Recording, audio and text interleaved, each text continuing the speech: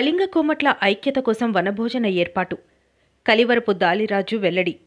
రాష్ట్రంలో గల కళింగ కోమట్లందరూ ఐకమత్యంగా ఉండాలని, పేదలను అభివృద్ధి పరచాలన్న ఆలోచనతో ఈ వనభోజన కార్యక్రమం ఏర్పాటు చేయడం ముఖ్య ఉద్దేశమని విశాఖపట్నం అక్కయ్యపాలెం కళింగ వైశ్య సంఘం అధ్యక్షులు కలివరపు గాలిరాజు వెల్లడించారు. ఆదివారం నాడు శివాజీ పార్కులో అట్టహాసంగా నిర్వహించిన కళింగ కోమట్ల వనభోజన కార్యక్రమం సమావేశంలో ఆయన అధ్యక్ష ఉపన్యాసంలో వివరించారు. అందుకే అన్ని ప్రాంతాలు, అన్ని వర్గాల వారికి అభిప్రాయ వేదాలను పక్కన పెట్టి ఆహ్వానించడం జరిగిందన్నారు. ఈ కార్యక్రమానికి ముఖ్య అతిథిగా విచ్చేసిన కళింగ వైశ్య కార్పొరేషన్ చైర్మన్ బోయిన గోవిందరాజులు మాట్లాడుతూ, కళింగ కోమట్లు చట్టసభలను ఎన్నికైనప్పుడు మాత్రమే అన్ని సమస్యలు పరిష్కారమవుతాయని, అందుకు అందరూ ఐకమత్యంగా కృషి చేయాలని కోరారు. ఐకమత్యంగా బీసీడీ సాధించుకున్నాం, త్వరలో ఓబీసీ సాధించుకుంటామన్నారు. ఈ సమావేశానికి ప్రథమ రాష్ట్ర సంఘం అధ్యక్షులు లార్డ్ కిషోర్ కుమార్, రెండవ రాష్ట్ర సంఘం ప్రధాన కార్యదర్శి కోరడ శ్రీనివాసరావు, పలువురు రాష్ట్ర కార్పొరేషన్ డైరెక్టర్లు, శ్రీకాకుళం, విజయనగరం, పార్వతీపురం, మన్యం జిల్లా ప్రాంతాల నుండి పలువురు వైశ్య సంఘం నాయకులు, ప్రముఖులు, స్థానికులు హాజరైనారు. ఈ కార్యక్రమంలో హాజరైన డైరెక్టర్లకు, ప్రముఖులకు, స్థానిక ప్రముఖులకు అక్కయ్యపాలెం సంఘం ఆధ్వర్యంలో ఘనంగా సన్మానించి జ్ఞాపికలను అందజేశారు. ఈ రోజున మన కులంలో ఒక ఐఏఎస్ ఆఫీసర్ అంటూ లేరు, ఒక ఐపీఎస్ ఆఫీసర్ అంటూ లేరు, ఒక గ్రూప్ వన్ ఆఫీసర్స్ అంటూ ఎవరూ లేరు. కారణం ఓబీసీ లేకపోవడం వల్ల.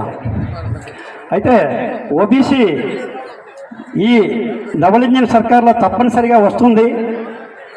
మన రాష్ట్ర అధ్యక్షుల వారు అన్నీ వివరిస్తారు. అట్లాగే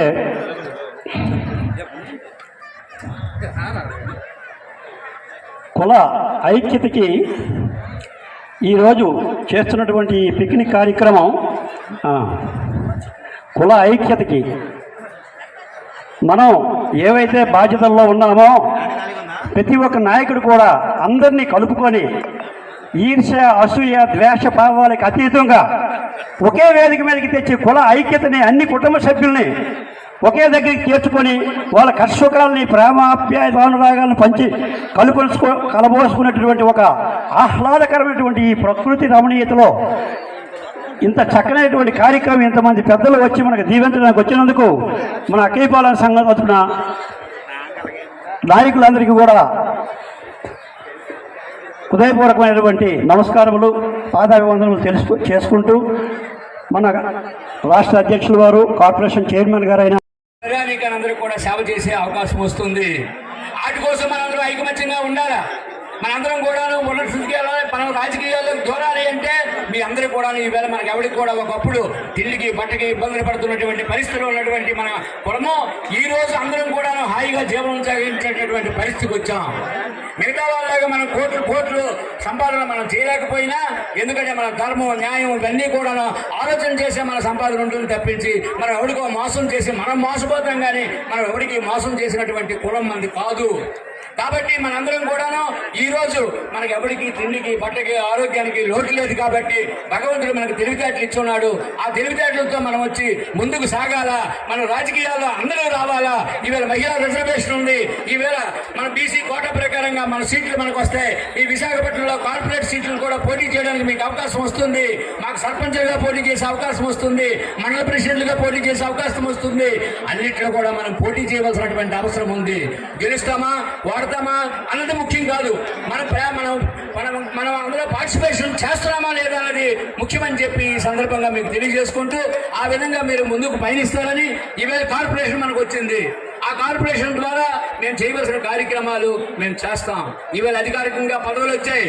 అధికారికంగా పదవులు వచ్చినటువంటి గతంలో కూడాను ఆ వచ్చినటువంటి పదవులతో వాళ్ళు చేయవలసిన ప్రయత్నాలు, పనులన్నీ కూడా వాళ్ళు చేశారు.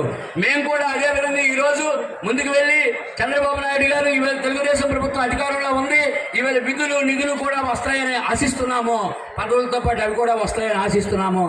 వచ్చినప్పుడు జనాభా ప్రాతిపదికగా దామాషా పద్ధతిలో పేదవాళ్ళని సెలక్షన్ చేసి ప్రభుత్వం నుంచి చిన్న ఒక ఎదిగినటువంటి వ్యక్తికి ఎక్కడైనా రుణాలు, మంచి చెడ్డ అవకాశాలు ఉంటాయి. లేకపోతే పరపత్తులనే కొంత రుణాలు తెచ్చుకొని వ్యాపారాభివృద్ధి, పారిశ్రామిక అభివృద్ధి చేసుకుంటారు. కానీ చిన్న చిన్న వాళ్ళు, ఒక బండి కొట్టు, ఒక అప్పడాలు చేసుకున్న వాళ్ళు, ఒక పిండోడాలు చేసుకున్న వాళ్ళు, ఒక వడియాలు చేసుకున్న వాళ్ళు, వాళ్ళందరికీ రుణాలు రావాలంటే చాలా కష్టం. ఆ ప్రభుత్వం నుంచి ఆ సహాయాలు వచ్చినప్పుడు తప్పకుండా అన్ని ప్రాంతాలకి అన్ని సంఘాల ద్వారా సమాన దృష్టితో డైరెక్టర్లు అందరూ ఉన్నారు. డైరెక్టర్లు బాధ్యత వహించి అక్కడ సంఘాలతో కాంటాక్ట్ చేసి వాళ్ళ ద్వారా సెలక్షన్ చేసి వాళ్ళకి ఇచ్చే ఏర్పాటు చేయడానికి మా వంతు కృషి మేము చేస్తామని చెప్పి కూడా ఈ సందర్భంగా తెలియజేసుకుంటూ, గతంలో బీసీ కోసం కష్టపడినప్పుడు చేసినప్పుడు అప్పుడు ఈ పదవులు మాకు లేవు, లేకపోయినా సరే పోరాటాల ద్వారా పనిచేసి సాధించాం.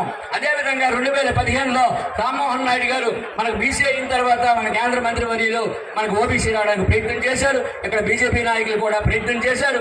ఈ రోజు మాధవన్ గారు కూడాను, మన రాష్ట్ర బీజేపీ పార్టీ అధ్యక్షుడు మాధవ్ గారు కూడాను మననే ఒక వేదికపై మీ గోవిందరాజు గారు మీ తాలూకా ఓబీసీ ఉండిపోయింది అని నన్ను సతాయించాడు ఆయన.